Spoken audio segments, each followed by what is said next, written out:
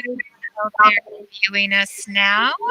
Welcome to Session 8, the final session of TCCA 2020. Thank you all out there who are joining us in the final session. If you have any questions during the presentation, make sure you are putting them in the chat. They will be addressed as we go along. I would now like to introduce to you all Brenda Lynch, and take it from here, Brenda. Hi, everyone. Thank you for joining us this afternoon. My name is Brenda Lynch, and I'd like to introduce Josh Britton and Shelley Pelton. Josh? Good afternoon. I'm Josh Britton. I'm the founder of Get More Math. Thanks for stopping by. Hi, and I'm Shelley Pelton. I'm the account manager of Get More Math for Texas and Louisiana. I live in the Region 7 area, not too far from you, and glad to be here. Thank you, guys. They're going to help with the presentation. We'll share my screen and get started. I am recently retired from New Caney ISD. I served there for the last 8 years as their secondary math instructional specialist. Today, I'm here to share with you the New Caney success story with Get More Math. Before we get started, I'd like you to take just a second and please place in the chat the greatest needs or concerns you have for your math department or your teachers as they're preparing for this year or as they're teaching their class, maybe even how you're managing the feedback for your students. What are your challenges for the year? We'll take just a second for people to give some input.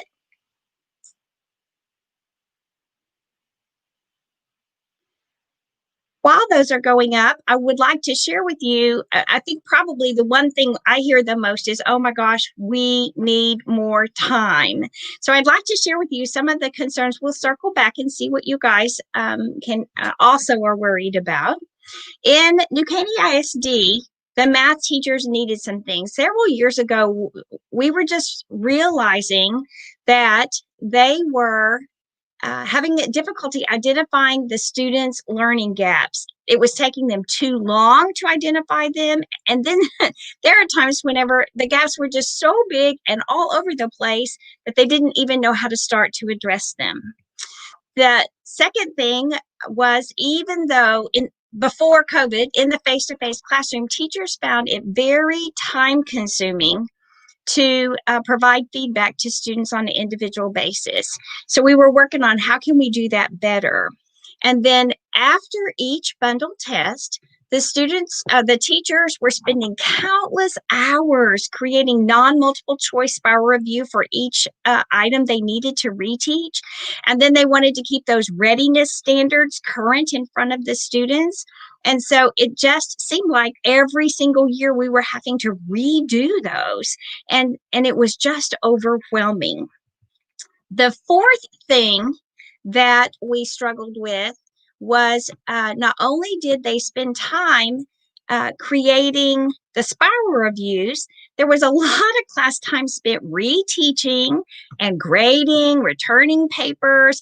And what I heard from the teachers the most was, all this is taking away the time we need to actually teach our kids the new material. They felt like they were always reteaching, and the time needed for the new material was just being taken away from them. So that was some of the struggles that we faced. I was looking for solutions. And then I found Get More Math. In October of 2018, I was at a TASM meeting, that's a state meeting for the supervisors of mathematics, and I got to meet Josh and Shelley. They were vendors there for Get More Math. And it was interesting because just the week before, I had received something across my email about their company. I thought, well, this is very interesting. I'm intrigued. I'd like to know more. And then voila, there they were. It was so exciting to meet them in person and to hear Josh's about his creation and to feel their passion for the product. So I took their platform. I was so excited. I took it back to the school. Now, just a little bit, in case you've not heard of Get More Math, it is an online platform that is digital math practice for the students. They get daily practice. And so the practice is both individualized depending on, as they get into the program, it changes for every student. And so they get more of what they need. It's also cumulative, and that's the piece, that spiral review piece, that was the biggest thing we were looking for. It does have assessments, both formative and summative. And at the beginning, we didn't even realize what a gem that was. And now that's the piece we're most excited about. The other thing is that it provides real-time data that is driving instruction for the math classes at the middle school and high school in New Caney ISD. Here again, that was a piece we knew we needed. We didn't know how badly we needed it, and then we didn't realize all that the program gave us at the beginning, and we're just now really learning how to harvest that. So, with my excitement, and the cool thing about it, guys, is they gave us a 1-year free access to the program, and you're going to get access to that today. I will share a link with you at the end. So I'm excited that I hope this excitement goes to you too. So I took their 1-year free access back to the teachers. I shared it right away with each campus, and I asked them for volunteers. Just who'd like to try? I did get at least one teacher on each of the middle school campuses to say, okay, we're in. They were up and running by the 1st of November, and then the excitement grew. And so by January, even though I had said in this first year, it's going to be optional, we had almost all the middle school teachers logged in, got their classes in, and they were participating. The biggest thing was they discovered that it was saving them time, a lot of time. And so we took full advantage of that free year access. And the other cool thing that came with it was not only did we get the program, but the Get More Math staff provided on-site and virtual training for us at our convenience. So when we had PD days, during conference periods for teachers, and that support was very important, I think, to our success. Now, let me be honest with you. There were struggles in the beginning. And so I know these comments were from the teachers, not from the students. The first thing I heard was, I have never worked so hard. When the teachers, before, when they would assign something online, the kids would put their earbuds on and they just like turned into zombies. There was no noise in the room.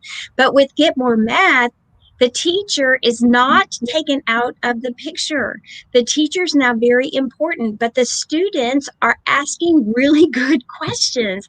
So when the teacher said, I've never worked so hard, it's because the kids in the classroom knew exactly what they needed help on.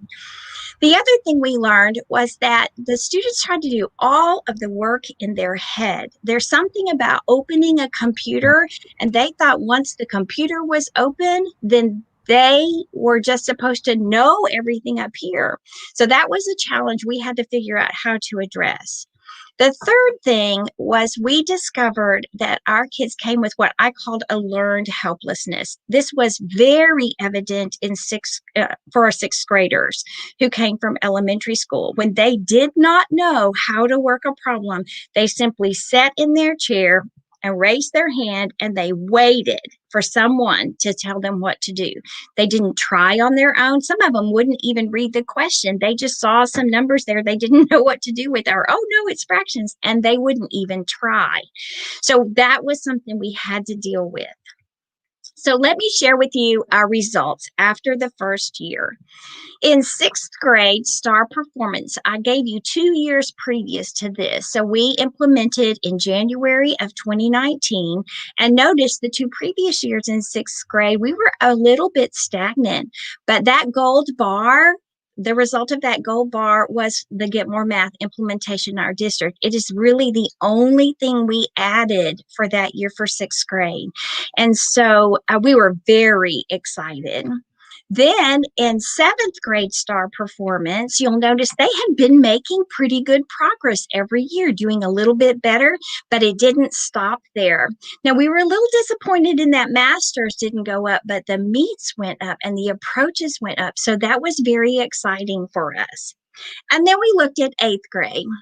And when you look at 8th grade data, we looked at this, we went, oh, the average score didn't go up and the approaches didn't go up, but look what happened at meets and look what happened at masters. So we really stretched our higher kids even higher.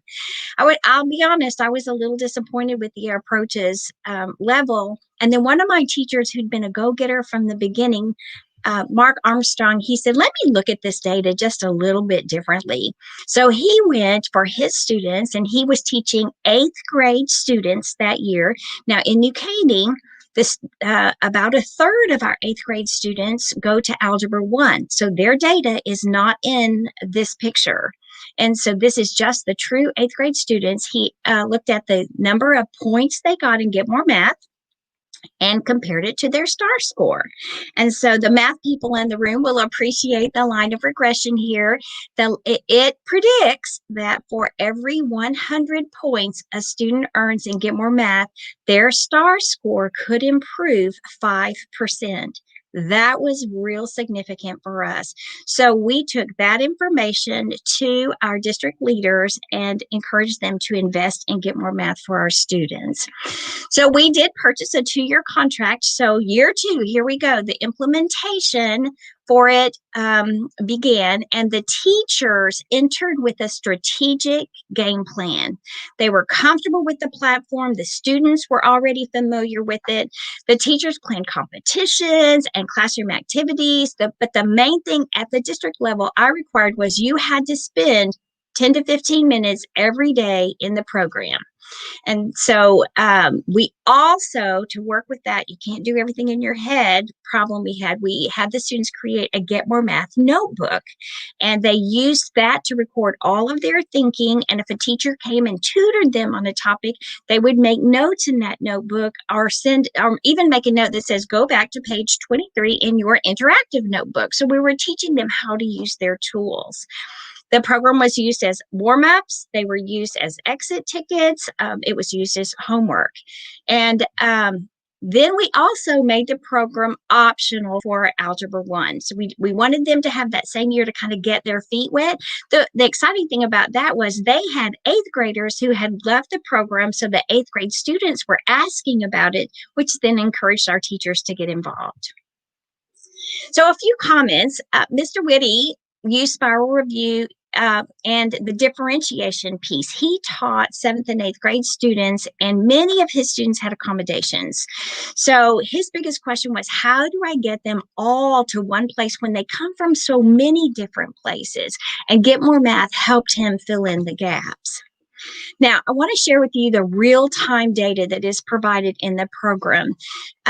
So this Mr. Whitty could look at the teacher page, and under the current status for his students, he can see, let me get my mouse going here. He could see that these were the names of the kids in his class. The first 3 students were working on mixed review, the number of questions that the questions they got right the first try that they had accumulated for today. And even if you can't see that time way over there in the margin, we know if it's red, that student probably needs help. And so those would be the ones he would go and check on. Now, remember, this is real-time data. It's updated as the students are working. Heather used Get More Math to determine skill knowledge of her students, and she used it so she could identify students for her pull-out groups. So a student, this is a student dashboard. The student can look at the dashboard and see the points that they had earned in Get More Math for that day. And remember now, and Josh is listening, so he'll hear me say this, you get a point by getting a question right the first time. If you don't get it right the first time, you don't get the point. And so that seems so harsh at the beginning because I thought it might discourage the students. But what happened is they stopped guessing the first time because that's what they do a lot of times. Even if you give them a multiple attempts on anything, they'll guess their way through the first time and then maybe try the second time. So we had to stop the guessing, and that's what the program did. So now once they're into it, they know they can get more points faster if they just put the effort in at the beginning. That was a wonderful experience that our kids are being, if you do a job, do it good. Now, Get keeps track of points for the week, and most of my teachers require a set number of points per week, not per day. So if a student has an off day, or they're absent, or they're sick, or they're gone, they just have to make up their points by the end of the week. And in New Caney, we take grades on the Get More Math points for the week. Now, notice the blue square. When a student logs in, Get More Math identifies where the program thinks that student should start that day. So the blue square tells them, hey, we think you can go here. The $ means it's worth some points. So click here and get started. Jackie took it a different direction. She's the 7th grade team lead at one of the middle schools, and she used it to stretch her students higher. She had some fast finishers. She had some kids who just got math. And so she took advantage of the feature that allowed her students to assign different questions to specific students. So she would purposefully assign multi-step questions to challenge those upper level students. And I'm going to tell you guys, never in the past have we ever had any spiral review or any online program that pushed our top kids higher. So this was wonderful for us. And as we transition to the new accountability where meets and masters really counts, this was a byproduct of the program. We had no clue it's there, and we were so excited when we realized it.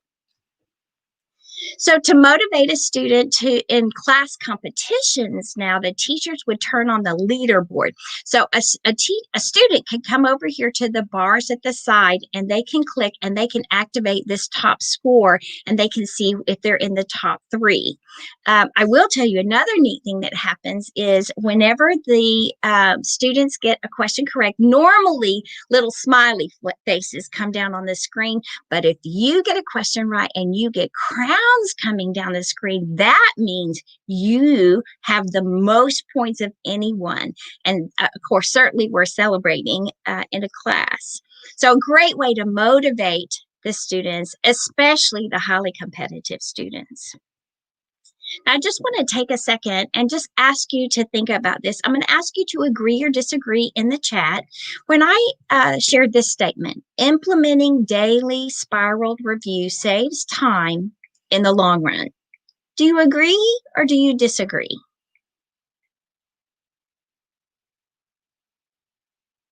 I have a few people. Yes, sounds good. This was a foundational statement that we agreed with, that when we can spiral review, we were certain that it was going to save time in the long run. But I'm going to tell you something, guys. We can agree, but it is a very difficult task to do if the teacher was trying to do it all on their own. So the mixed review became the most important part for us in the beginning in Get More Math. So each square is color-coded. They represent the 5 levels of mastery. And so you'll see from red to gold stars. Everyone wants a gold star. And then each square represents a skill that the student had learned in class this year and is now part of their daily review. So once a teacher assigns a skill, it stays there until the teacher takes it off, and it rotates back through when they get to their practice. Get More Math uses a unique formula that individualizes a student's dashboard. It's determined by what their greatest area of need is. The $ signs give them tell them that those are the ones that earn points. So that's the suggestion. If you want points today, work on the $ signs. Now, a teacher view of mixed review for one student. So I can look at the student level and I can look at it at the classroom level. So the teacher snapshot is the growth per skill. It's very easy here to compare the accuracy, overall accuracy, with how they've done on the last 5 attempts for any one skill. The color of the squares are the very same as what the student sees on the home screen. So we see here a student is overall 50% accurate, but on the last 5, they're 80% accurate, which means they're finally possibly getting it. So it's very exciting. Now, the mixed review for the class, this screen's a little bit different. It's got all of the active skills that a teacher has assigned, and they can compare the accuracy, again, on each skill for the whole class to the proficiency of the students. The other thing that this provides is, at a quick glance, I know on the first skill here, I have one student that's still on red, one student that's on yellow, but I've got 9 students who have acquired a gold star. So I can go check on those 2 students who haven't made progress yet and see where they are. I think a really important part of this screen too is the rotation time. This tells me that my students take approximately 8 days to get through all the mixed review. When I met with teachers and talked to them about their Get More Math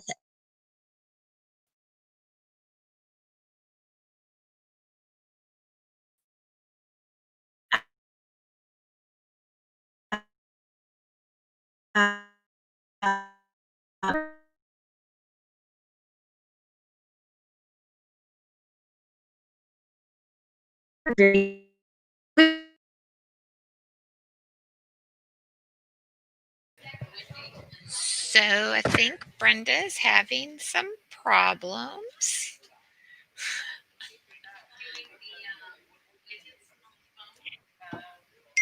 And she may need to reconnect. We might could let Josh go ahead and do his piece while she's getting back in here. Okay. I could do that if you'd like. It's a good fallback. Yeah. problems done. Okay, so can you hear me? Documentation. Oh, thank you. Brenda? Of the time they earn. Some of y'all might need to text her. Star, and I will tell you, my eighth grade teachers were the most disappointed because they were so sure their students were going to Maybe just blow Brenda? the top out of it. Brenda, can you hear us? Brenda. Yes. You keep freezing Yes, I on can. us.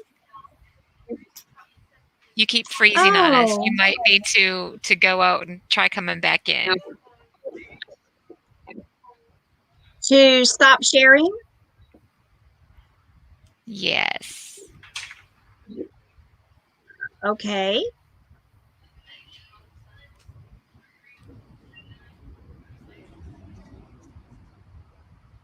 Okay, I stopped sharing. Can you Right. hear me? Yeah, we can hear you. You're very pixely. Another option is Okay. I know we won't be able to see her, but if she turns her camera off, it will save Yes. her Some bandwidth. bandwidth. Yeah. And I will then do just- that. Yeah, let's try that and reshare your screen with me. Okay.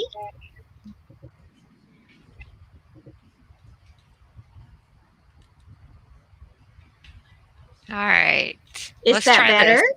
Yeah, let's try this and see how it goes. All right. Okay. Okay. Hang on just a second. Okay, so what we did was at the high school, so that we were working on COVID. We got locked down in COVID, and I had made the statement that our teachers really didn't panic when that happened because our students were one-to-one. They had their Chromebooks at home, and we just, for the first 2 weeks of COVID shutdown, we assigned Get More Math problems. The teachers narrowed down what the skills the students would be working on just to the readiness standards that they had covered, and eighth grade team was the most disappointed when STAR got canceled because they were certain that their kids were going to blow the top off of it. So another result that happened with our use, even though we didn't have data, another thing that happened was the high school normally had remediation classes for a came in that really struggled that year. What they did was they looked at their schedule and said, you know what, when we look at our bundle test, our district data, we don't have too many students who struggle. It may be less than 30, maybe more like 15 per campus. And so they made the decision to not have the remediation classes anymore,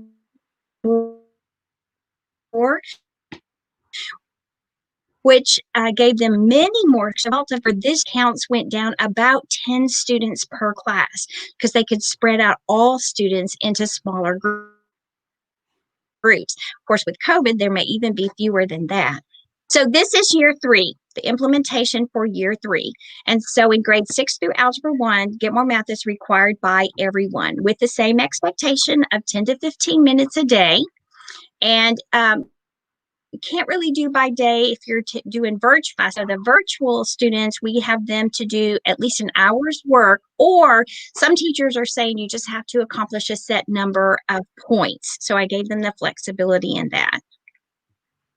Now we know I've talked mostly about the spiral review, but I will tell you the assessment piece is there also. And so my question is, we're using formative and summative assessments, and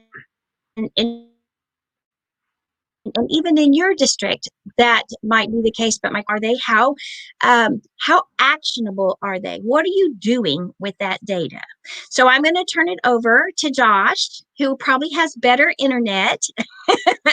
And Josh is going to share just a little bit. He's the founder and creator of Get More Math, and he's going to share a little bit about the assessment piece. Can someone put on some intermission music? No music. I just discovered my my Mac needs me to approve something. That's no problem. You can go ahead and do that because Toshiba's got some questions from chat. Oh, good. So, someone had a question about the points. Since you did points for the week, did you assign all the skills at once for the week, or did you assign new skills each day? So that's, the skills are assigned by the teacher. So, and skills are assigned based on what was taught in class that day.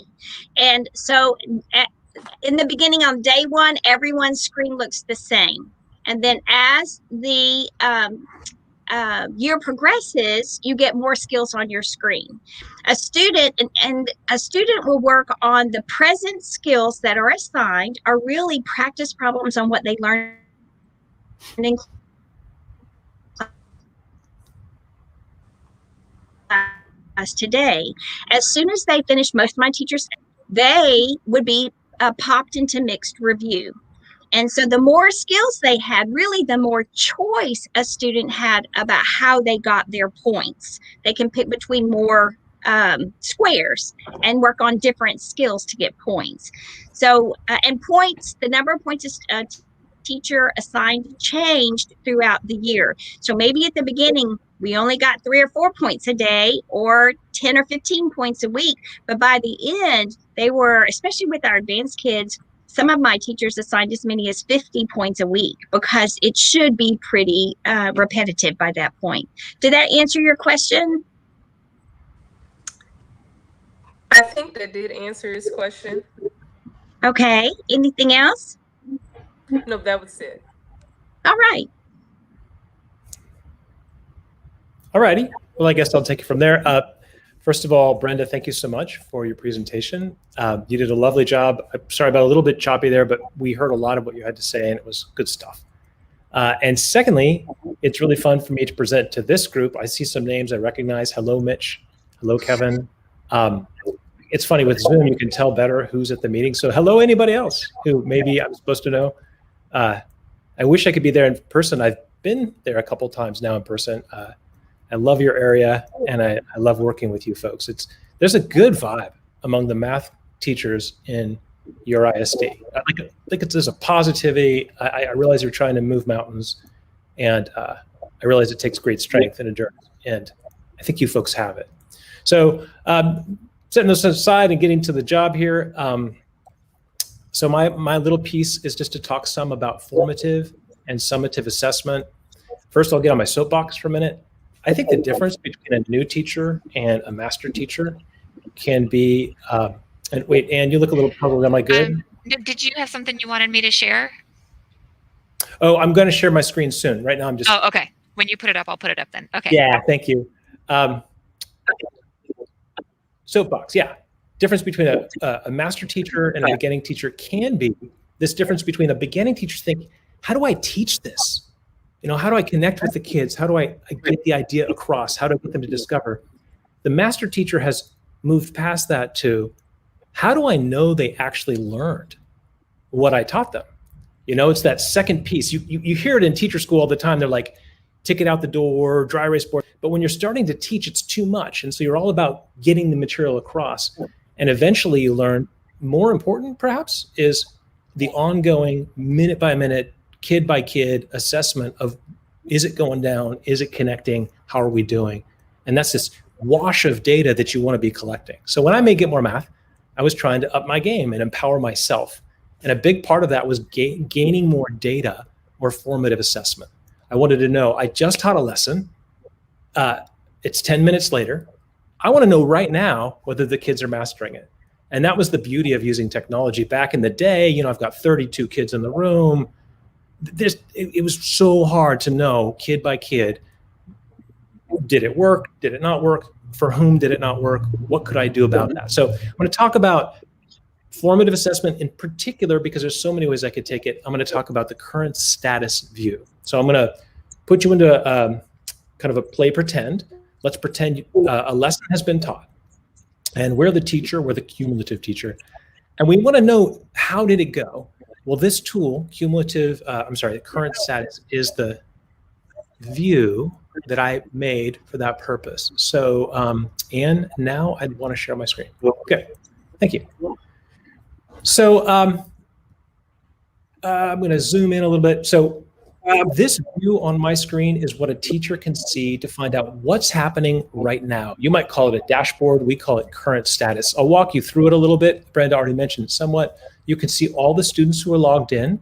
You can see help order. That is, which kids have pressed an icon to raise their hand and in what order. Who's number one, who's number two. You can see what's the current assignment that the kid is working on. Now, all my students here are working on slope, and I can see how many points they've earned there, how many points they've earned today, whether it was on the current assignment or on something else. And finally, my very favorite column. This, of all my little innovations, this is probably the one that, one of the two that excited me the most when I first came on it, is how long has it been since each student got a problem correct? All right, so remember, we're all about formative assessment here. We want to know, did the students learn what we hoped they did? So here's a scenario. It's 6 minutes in. I look at that view. Here's what I see. It's what we were just looking at. I want you to have like the Josh eye view on this data. I want to know, did they learn did they buy what I was selling? Did they discover what I was hoping they would realize? Well, first of all, I noticed 6 minutes in, they're all working on an assignment called slope. That's something I created. I wrote in that name myself, and I gave Get More Math 4 things I wanted the kids to do, 1 problem each. So a total of 4 points required. And I can see that 6 minutes in, kids have 1 point, maybe 2 minutes. And I look over at my favorite column and I see it's been 2 or 3 minutes since most kids got a problem right. So I would apparently think these are not child's play, these new problems. Kids are having to take a little time, show some work, look at their notes. And yet I don't panic. You know, it's okay for me if it takes a few minutes for kids to solve a problem. So things, maybe they're okay. I'll go over to this column and say, however, I have 2 students who are currently waiting on me, or maybe they asked for help and they're working on something else while they wait. That's better, right, than the learned helplessness. So my conclusion from this screen is I'm going to help those 2 students. What if later on I'm looking at the same screen, same day, same lesson, and I see this screen? This again would be a screen where I'd say, you know what, in terms of formative assessment, what I wanted to happen is mostly happening with some data that gives me some actions, right? Data is useless if it can't be connected to action. So firstly, I noticed that 4 of my students are still working their way through the focused practice on today's content. They haven't earned their 4 slope points yet. But I also look at the time since correct, and I see that they've all gotten one right within the last 2 minutes or so. So, they're working them out. They just haven't been able to get them right on their first try 4 times. So rather than maybe pulling them aside and saying, hey, you're not done, let's work together. You know what? I think in this one, I'd probably just give them room, let them keep going. I think they're going to get there soon. But meanwhile, I glanced down. Oh, wait, I'm skipping one. Also, let me show you a happy case. This student, note it says mixed review. That means the student did the 4 points for slope and has now moved on to that big mix of old content. That's my favorite overall view on Get More Math for the student. I want the kids there often. And see 8 points today? Well, this is wonderful. Formative assessment is a funny word, and it has a stretchiness to it, I feel. It goes all the way up to summative assessment. So yes, this student learned today's content. I have proof. And 4 times additionally, this student answered a question right on the first attempt from prior content. That's what the 8 comes from. 4 from today, and the rest must have been from last week, last month. So this student is doing wonderfully and answered a problem correctly 49 seconds ago. I have no worries for this student. I do, however, have some worries. Let's go up to C Fort. On the one hand, in terms of formative assessment, C Fort's in great shape. C finished the slope assignment for today. So the only way to do that is to get 4 right on the first attempt. That's a great sign. But notice the points today says 4, and the time since correct says 7.5 minutes. What we have here is this other kind of formative assessment going on that's not going so well. As soon as C4 encountered the mixed review and started seeing problems from yesterday, last week, 2 months ago, C got stumped. I don't know what it is. Maybe there's one problem that C just always has trouble with. Maybe C got up to take a really long break. What does the data mean? That then you have to find out. If the student's in person, you talk to the student. Maybe this is that student you just need to give C a little more space, a little more time, a very independent student. Maybe that's a student you need to call up and say, hey, let's work together. I can see you're stuck. Or maybe you need to say, hey, stop screwing around and get to work. That Get More Math will give you the assessment, give you the live feed on the data, and then it's your job to interpret and choose what you want to do. Pushing our scenario a little bit further, we find after 20 minutes, we still have one student who's trying to master today's content and almost there. So just a little more time. So that's great. I can say with confidence, this class learned today's lesson. However, once again, I want to call out, I've got this rash of kids who really aren't doing the mixed review. They got to mixed review, their screen changed, they've got all these colored squares and they stopped. Or they kept working, but they haven't been able to get problems right on their first try, which might be an indicator to me that we need to spend some more time in mixed review. Enough kids are hitting enough roadblocks that we need to roll up our sleeves and say, what's the point of pushing ahead, pushing ahead, pushing ahead? I've got half my kids who can't push back at all. And you don't want that false, happy, yay, we're just fine because they learned today's lesson, and you get to the end of the year and like, that's all they know is today's lesson and not all the stuff from before. So again, that's that stretchy part of formative assessment. I'm actually talking, did the stuff that was supposed to form a week ago or a month ago, did it stay in place? Well, for some of these kids, it's eroded and we need to hit that with them. Some other scenarios, and what I'm about to show you, I know Mitch and Kevin, you've used Get More Math for a while now, so I hope this isn't any PTSD because this has happened to me, and it's been very helpful in the way like wounds of a friend, if you will. What if 5 minutes after you teach the lesson, this is the screen you see?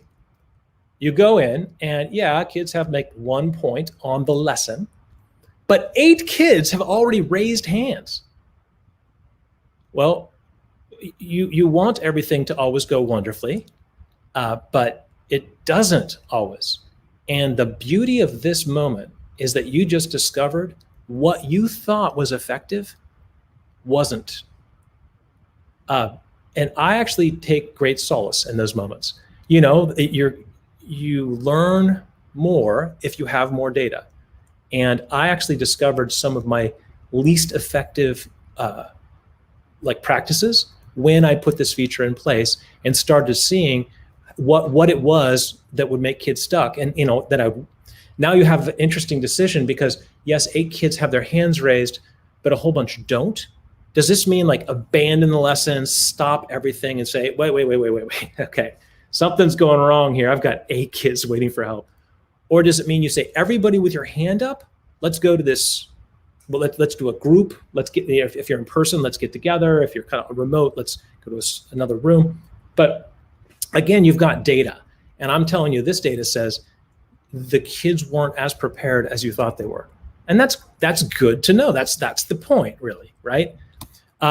You might also have something like that if you ever see this kind of screen. Now, this one, I sculpted this for this presentation. Notice all the time stuck over there. It says time since correct, but see the reds? If you click on time since correct, it orders them from greatest to least. So I've got 8 kids who were able to do 1 or 2 problems on my new content. They're working on slope. This is today's lesson. It's been 10 minutes, and these kids haven't been able to get another problem correct for over 6 minutes. I think some new teachers in Get More Math seeing this will be like, whoa, lesson went horribly, stop everything. What's interesting to me is, while that's true of this group, the rest of the class appears to be making progress. They haven't been stuck for very long. They've got a couple of points. So you've got this nuanced moment. You even have one student who's finished the assignment. See the kid with mixed review down there on the working on column? So what do you do? Well, it kind of depends on your practices. Do you have kids who are doing better, work with kids who are doing worse? Do you pull the one group aside?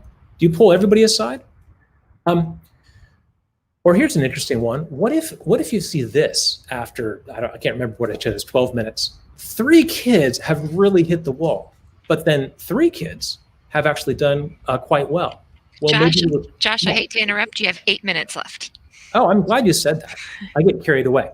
I'm going to say my final comment. Well, maybe these kids, you would put them together. You take the kids who the data shows are doing wonderfully, take the kids the data shows who are struggling, and you put them together using this formative assessment data. Thanks for the warning, Anne. I'm going to stop at this point and pass it on to Shelley, who's going to talk a little bit about Texas.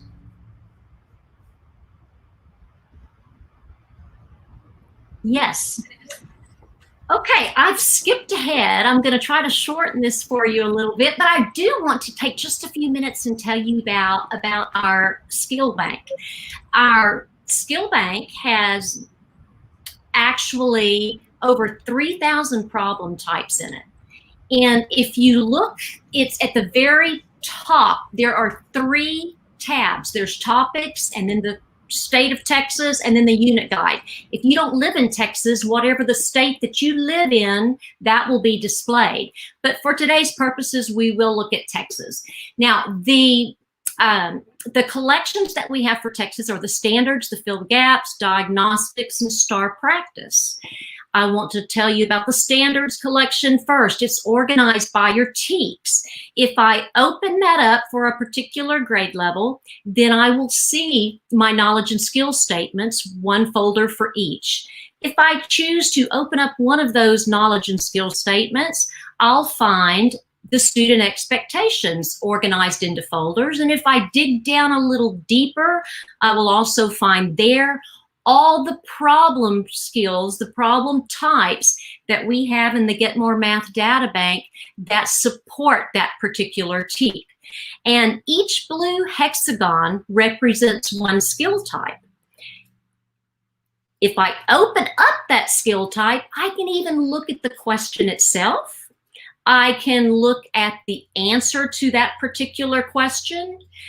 Teacher can simply click that button and add it to her assignment that she's teaching today or teaching tomorrow. Hopefully she's preparing a little bit in advance.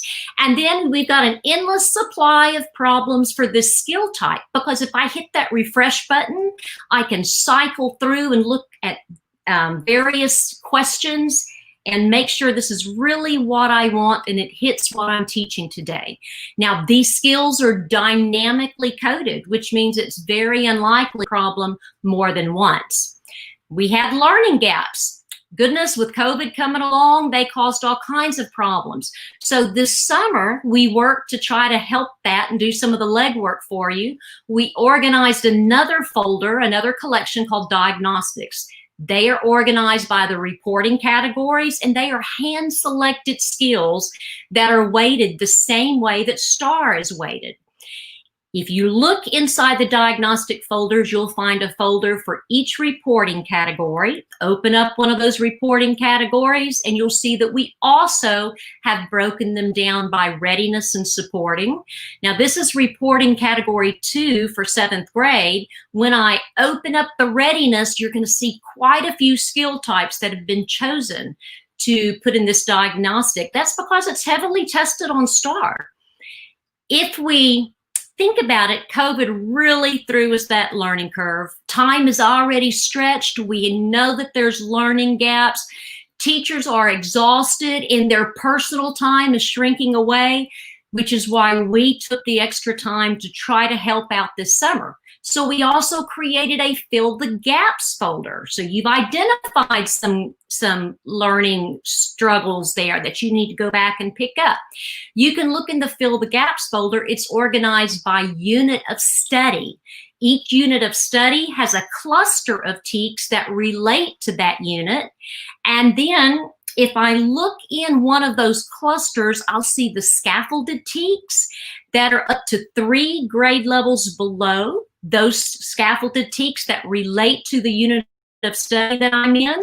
If I open up one of those grade levels, I will see that the student expectations that relate and scaffold to what I'm about to teach are in there.